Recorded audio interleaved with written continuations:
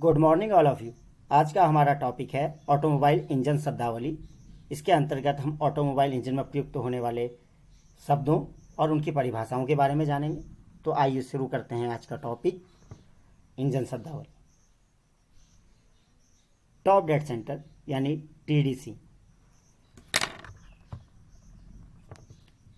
Cylinder में piston की गति के उच्चतम बिंदु जिससे ऊपर पिस्टन सिलेंडर में न जा सके को टॉप डेड सेंटर कहते हैं, अथवा यह क्रैंक और पिस्टन की वह पोजीशन है जब पिस्टन क्रैंक शाफ्ट से अधिकतम दूरी पर होता है। आइए इसे चित्र में देख लेते हैं। ये है सिलेंडर, इसमें टीडीसी यह है, पिस्टन इससे ऊपर गति नहीं करेगा, यानी वह सिलेंडर में वह बिंदु जिससे ऊपर पिस्टन न जा सके टॉप डेड सेंटर कहलाएगा। अथवा यह क्रैंक और पिस्टन की वह पोजीशन है जब पिस्टन क्रैंक शाफ्ट से अधिकतम दूरी पे होगा। अब देखिए पिस्टन जब ये यहाँ पहुँच जाएगा टॉप पे, तो उस कंडीशन में क्रैंक का मेन जर्नल ये रहेगा और ये क्रैंक पिन है जिस पर कनेक्टिंग रोड जुड़ती है वो यहाँ कहीं आ जाएगी।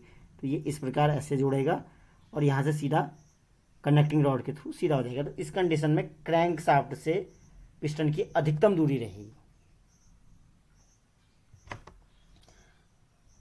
दूसरा है बॉटम डेड सेंटर। सिलेंडर में पिस्टन की गति के निम्नतम बिंदु जिससे नीचे पिस्टन सिलेंडर में न जा सके को बॉटम डेड सेंटर कहेंगे, अथवा यह क्रैंक और पिस्टन की वह पोजीशन है जब पिस्टन क्रैंक शाफ्ट से न्यूनतम दूरी पर होगा। अब देखिए यहाँ ये बॉटम डेड सेंटर है, पिस्टन इससे नीचे नहीं जाएगा। जब पिस्टन यहाँ पहुँचेगा तो उस कंडीशन में क्रैंक पिन तो यहीं रहेगी, क्रैंक का मेन जर्नल, और क्रैंक पिन जो ये है नीचे की साइड आ जाएगी घूम के यहाँ कहीं। तो इस कंडीशन में क्या होगा, ये पिस्टन ये नीचे आ जाएगा और इससे कनेक्टिंग रॉड ऐसे जुड़ जाएगी। तो इस कंडीशन में क्रैंक शाफ्ट से पिस्टन की दूरी न्यूनतम रहेगी।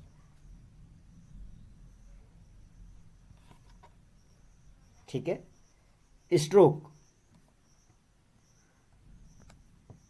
टीडीसी से बीडीसी तक की दूरी, यानी टीडीसी से बीडीसी तक की दूरी को स्ट्रोक कहेंगे। इसको कह दो टीडीसी से बीडीसी तक की दूरी, अथवा बीडीसी से टीडीसी तक की दूरी को एक स्ट्रोक कहते हैं। ठीक है। ये अंश में इसका मान 180 अंश या 180 डिग्री होता है।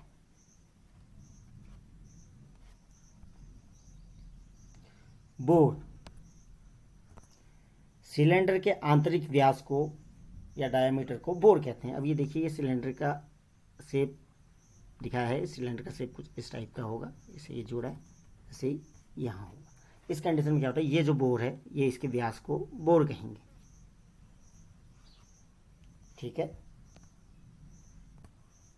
स्वेप्ट वैल्यूम, टीडीसी और बीडीसी के बीच के आयतन को स्वेप्ट वैल्यूम कहते हैं, अथवा पिस्टन के टीडीसी से बीडीसी पर पहुंचने पर सिलेंडर में जो खाली जगह रह जाती है या खाली आयतन बनता है उसे स्वेप्ट वैल्यूम कहते हैं। मतलब टीडीसी जब पिस्टन बीडीसी पे हो उस समय टीडीसी से बीडीसी के बीच में जितना आयतन आएगा वो स्वेप्ट वैल्यूम कहलाएगा।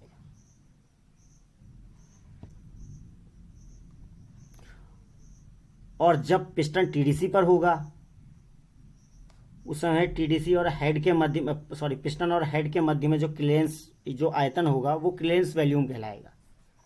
जब पिस्टन यहाँ होगा, जब पिस्टन यहाँ कहीं टीडीसी पर होगा तो उस कंडीशन में उसके ऊपर जितना खाली स्थान होगा हेड और उसके बीच में वो क्लियरेंस वैल्यूम कहलाएगा। और swept volume plus clearance volume बराबर total volume cylinder. Compression ratio, engine के कंप्रेशन स्ट्रोक में पिस्टन के बीडीसी के समय सिलेंडर की गैसों का आयतन व टीडीसी के समय पिस्टन के ऊपर कंबस्शन चैम्बर में गैसों के आयतन को अनुपात को कंप्रेशन रेशियो कहते हैं। देखिए अब इसमें चित्र के माध्यम से समझने का प्रयास करेंगे। जब पिस्टन बीडीसी पर होगा कंप्रेशन स्ट्रोक के अंत में, कंप्रेशन स्ट्रोक के शुरू में, तो उस समय उसका आयतन यानी clearance volume plus swept volume यानी टोटल वैल्यूम उसका ये रहेगा जब पिस्टन बीडीसी पर होगा। और जब पिस्टन टीडीसी पर होगा उस टाइम पे क्लियरेंस वैल्यूम रहेगा। इन दोनों का जो अनुपात है, जो रेशियो है, वो कंप्रेशन रेशियो कहलाता है। इसका सूत्र है कंप्रेशन रेशियो बराबर swept volume plus clearance volume यानी टोटल वॉल्यूम बटे क्लियरेंस वॉल्यूम। इस सूत्र के माध्यम से कंप्रेशन रेशियो को निकाला जा सकता है। पावर किसी वस्तु या यंत्र के कार्य करने की दर को शक्ति अथवा पावर के नाम से जाना जाता है। इसकी इकाई वाट होती है। शक्ति बराबर कार्य बट्टे समय। अब आते हैं इंडिकेटेड हॉर्स पावर। यह इंजन के सिलेंडर में विकसित हुई शक्ति या पावर है। इसे एक रेसिप्रोकेटिंग इंजन की शक्ति के सैद्धांतिक मूल्य के रूप में जाना जाता है। इसकी गणना सिलेंडर के अंदर विकसित दबाव से की जाती है, जिसे एक यंत्र इंजन इंडिकेटर द्वारा मापा जाता है। देखिए, ये सिलेंडर के अंदर जो पिस्टन के ऊपर शक्ति विकसित होगी या दबाव होगा, उसको इंजन इंडिकेटर द्वारा मापते हैं। वही क्या होती है, इसका सैद्धांतिक मूल्य होता है, यानी इंडिकेटिंग हॉर्स पावर। इसको निकालने का फार्मूला है फुट पाउंड सेकेंड प्रणाली में या FPS प्रणाली में है प्लान बट्टे 33,000 गुणा के।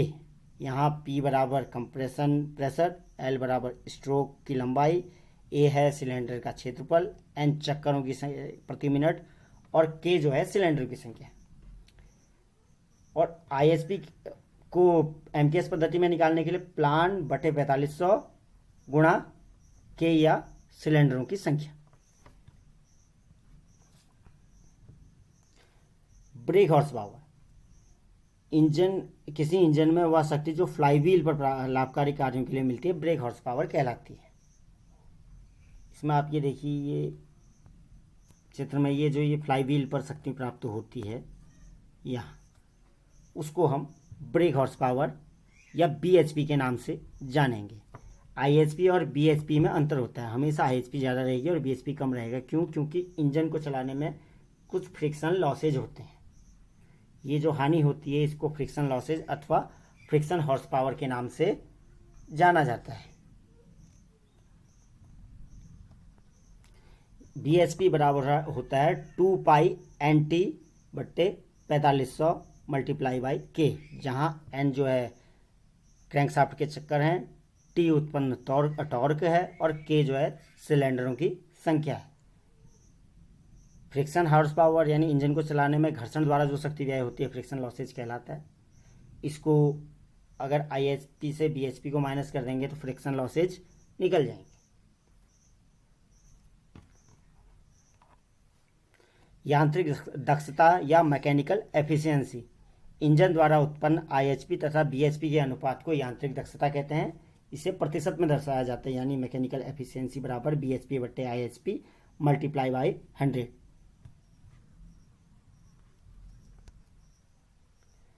साइकिल किसी क्रिया या ऑपरेशन के हिस्सों का एक निश्चित क्रम में बार बार एक ही क्रिया को दोहराना साइकिल कहलाता है। देखिए, 4 स्ट्रोक इंजन के परिक्षेप में बात करेंगे। इनटेक स्ट्रोक या सक्शन स्ट्रोक में पिस्टन TDC से BDC को मूव करता है। इनलेट वाल्व खुला रहता है। एयर फ्यूल मिक्सर सिलेंडर में आ जाता है। दूसरा स्ट्रोक होता है कंप्रेशन स्ट्रोक। इस स्ट्रोक में दोनों वाल्व बंद रहेंगे, पिस्टन BDC से TDC की तरफ को आएगा। तीसरे उसमें स्ट्रोक में स्पार्क प्लग द्वारा गैसों को जलाया जाएगा। जलने से गैसों का आयतन फैलेगा और पिस्टन TDC से BDC को मूव करेगा। चौथे स्ट्रोक में एग्जॉस्ट वाल्व खुल जाएगा, पिस्टन BDC से TDC को मूव करेगा और जली हुई गैसें एग्जॉस्ट वाल्व के जरिए बाहर निकल जाएंगी। इंजन में ये क्रिया बार बार दोहराई जाती है, जैसे पहले के बाद दूसरी क्रिया, दूसरी के बाद तीसरी, तीसरी के बाद चौथी, चौथे के बाद फिर पहली। इस प्रकार ये क्रिया चलती रहती है। यानी एक किसी क्रिया के हिस्से या ऑपरेशनों का एक निश्चित क्रम में बार बार क्रिया को दोहराना साइकिल कहलाता है। जैसे हम ही को देख लीजिए, हम आगे एक बार सांस लेते हैं, एक बार छोड़ते हैं, और ये क्रिया तब तक रहती है जब तक हम जीवित रहते हैं। यानी हम एक साइकिल में सांस को लेते और छोड़ते रहते हैं। Firing order multi cylinder engine के प्रत्येक सिलेंडर में पावर स्ट्रोक एक निश्चित क्रम में होता है। इस क्रम को फायरिंग ऑर्डर के नाम से जाना जाता है। इसे इंजन निर्माता अपनी इंजन डिजाइन के अनुसार निर्धारित करते हैं। फायरिंग ऑर्डर को रखने का मुख्य उद्देश्य इंजन को संतुलित चलाना होता है। देखिए चित्र के माध्यम से देखिए, सिंगल सिलेंडर में तो कोई आवश्यकता ही नहीं है फायरिंग ऑर्डर की। अब आप ये देखिए, जैसे 4 सिलेंडर इंजन है या मल्टी सिलेंडर इंजन है, इसीलिए पहले बोल दिया। इसमें पहले में देखो, पहले में फायर हुई, फिर दूसरे में हुई, फिर चौथे में हुई और फिर तीसरे में हुई। तो इसका फायरिंग ऑर्डर क्या हुआ? 1 2 4 3, निश्चित क्रम में हो रही ना। पहले में हुई, फिर दूसरे में हुई, फिर चौथे में हुई और फिर तीसरे में हुई। इस प्रकार एक निश्चित क्रम में मल्टी सिलेंडर इंजनों में क्या हो रही है? फायरिंग हो रही है। तो ये फायरिंग ऑर्डर के नाम से जाना जाएगा जिस क्रम में सिलेंडरों में फायरिंग होगी। वाल्व लीड और वाल्व लैग। समय से पूर्व वाल्वों का खुलना वाल्व लीड कहलाता है। समय के बाद तक वाल्वों का खुला रहना वाल्व लैग कहलाता है।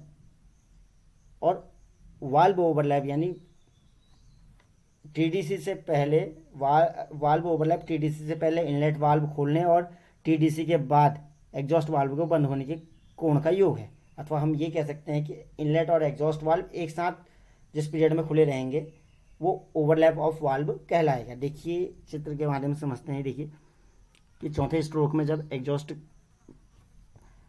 हो रहा है उसमें क्या होता है? टीडीसी से पहले ही क्या होता है? इनलेट वाल्व कुछ डिग्री पहले खुल जाता है और एग्जॉस्ट वाल्व कुछ डिग्री बाद, टीडीसी के कुछ डिग्री बाद तक खुला रहता है। इस पीरियड में दोनों वाल्व खुले रहेंगे तो ये पीरियड जो कहलाएगा ओवरलैप कहलाएगा, वाल्व ओवरलैप पीरियड कहलाएगा। और इनलेट में अब इंडिविजुअल वाल्व लीड और लैग की बात करते हैं। समय से पूर्व यानी टीडीसी से पूर्व इनलेट वाल्व खुल गया और टीडीसी के बाद तक बीडीसी के बाद तक खुला रहा, यानी यहाँ वाल्व ओवरलैप हुआ और यहाँ वाल्व लीड हुई और यहाँ वाल्व लैग हुआ। ऐसे ही एग्जॉस्ट में है, ये बीडीसी से पहले खुल गया और टीडीसी के बाद तक खुला रहा। यहाँ इसका वाल्व लीड रहा और यहाँ इसका वाल्व ओवरलैप रहा। ठीक है। समय से पूर्व वाल्वों का खुलना लीड, समय से के बाद तक वाल्वों का खुला रहना लैग। वो पीरियड जिसमें दोनों वाल्व एक साथ खुले रहेंगे ओवरलैप ऑफ वाल्व कहलाएगा। आशा करता हूँ आपको आज का टॉपिक समझ में आया होगा। धन्यवाद।